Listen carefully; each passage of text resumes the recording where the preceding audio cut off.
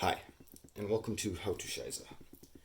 Today we're going to be learning how to make your own silver-based solder out of material you probably have laying around your own home. We'll cover hard, medium, and easy solder recipes. For those unfamiliar, hard, medium, and easy are terms used by the metalsmith to know give or take what temperature the solder will flow at. Hard requires the most heat, and easy requires the least. To make jewelry-grade silver solder, you're going to need 3 ingredients: silver, copper for strength, and zinc to lower the melting point. So first you'll need to find a source of relatively pure silver. Here I have some scrap already pre-weighed out.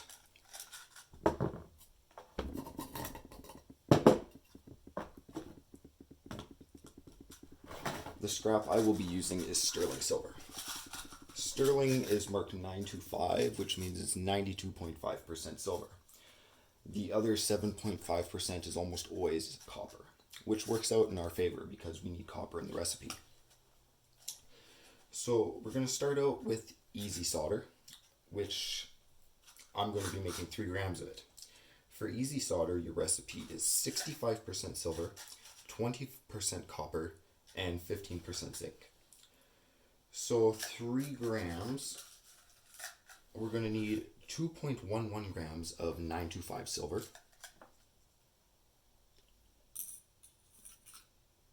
oh wait, this was my pre-weighed out hard one, my bad, switch it up.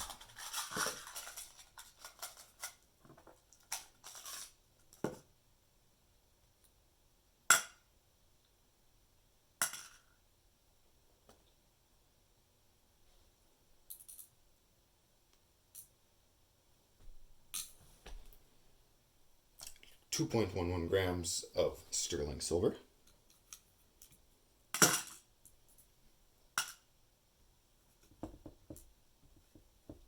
oh, come on there, piece, stick to my finger. You're going to need a total of 0.6 of a gram of copper. Now keep in mind that sterling was 92.5%, which means out of the 2.11 grams we have, only 1.95 of those grams is actual silver, which leaves 0.16 grams of copper. So we need to add another 0.44 grams copper to get to our 0.6. Ah, that's close enough. Oh wait, I missed a piece here, that's why. There we go, perfect. And lastly, we're going to need some zinc,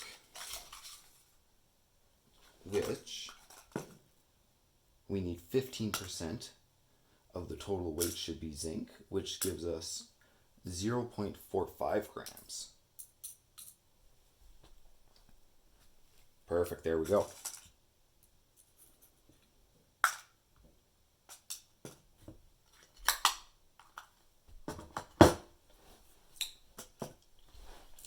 So you might be wondering, where do you find these ingredients around your house? Well, silver you can find in antique objects, jewelry, silver cutlery, things like that. Everybody has some copper lying around their house. Everybody's got some of this copper wire, right? Broken fans, broken headphones, anything with wire generally tends to be copper. And zinc, where do you get zinc from? Well, if you live in North America, you're in luck. The United States government makes their pennies out of 97 point something percent pure zinc. So if you have a penny from, I believe it's 1983 or newer, you have zinc. To get the zinc out of it, you simply give it a little cut.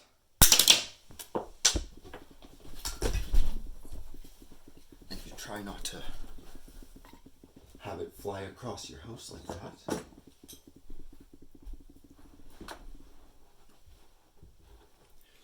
You grab some tweezers, which I'm just going to be using this.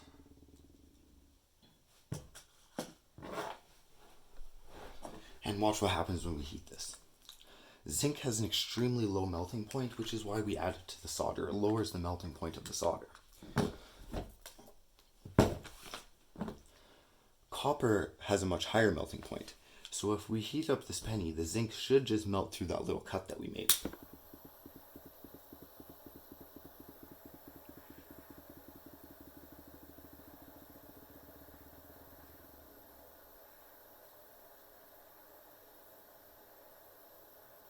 There we can go. I can see it's starting to wrinkle. I'll just give it a little bit of a shake. Kind of shake out that molten zinc out of the crack. I think it needs a little bit more heat.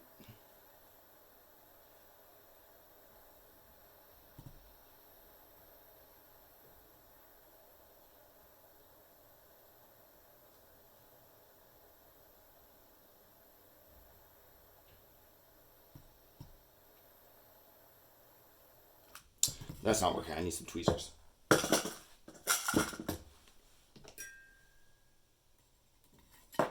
This will absorb much less energy.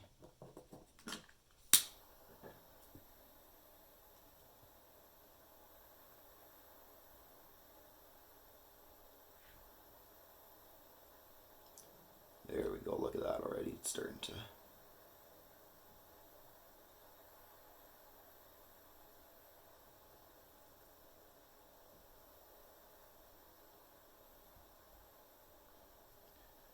And we can see the penny starting to get really fat at the bottom and not so much at the top. So come on, get out of there, zinc.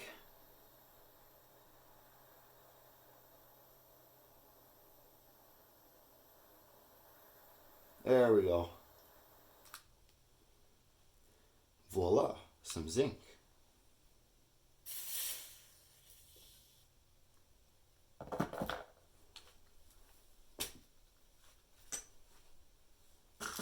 So you'll need some scrap silver, some copper wire, and some US pennies.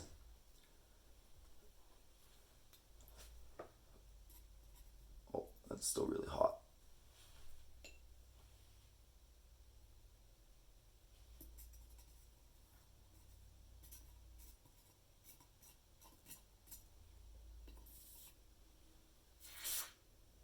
There we go. So we'll start with our easy solder. To make the solder, you're going to need a heat source. Any heat source will do. You could even use a little one if you wanted. I don't want to sit there forever, so we're going to use this. You'll need something to melt the metals onto. And you're going to need something to cool it off afterwards. Now, if you have a mold, that would be perfect. I do not, however, so I'm just going to be using water. Another extremely handy thing to have around is some type of flux. I just have this for soldering. It's not the best for smelting, but it does work. If you don't have any flux, that's no big deal. It's completely optional. However, you're going to have a layer of oxidization that you will have to scrape off somehow. So, to start,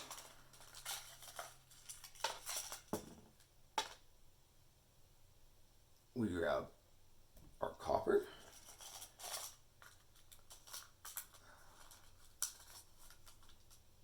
our silver,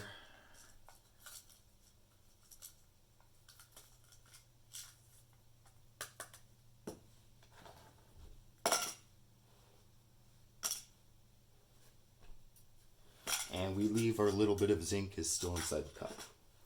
We do not put that in right away. If you mix them all at the same time, the zinc will get far too hot and it'll actually burn up before the silver gets a chance to melt. You'll have wasted all of your zinc at that point. So to start,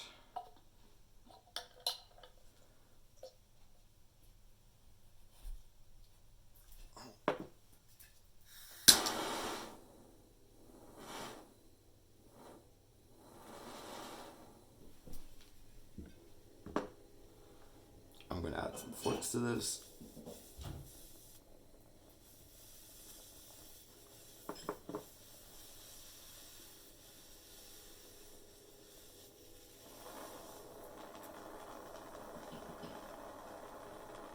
And we just start heating.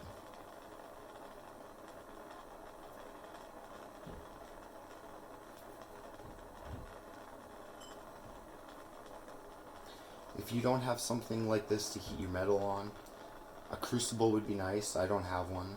You could use a rock from outside with a dimple in it, but be careful doing that. Some rocks don't take heat too well and might explode. The last thing you want is a piece of hot rock flying out at you.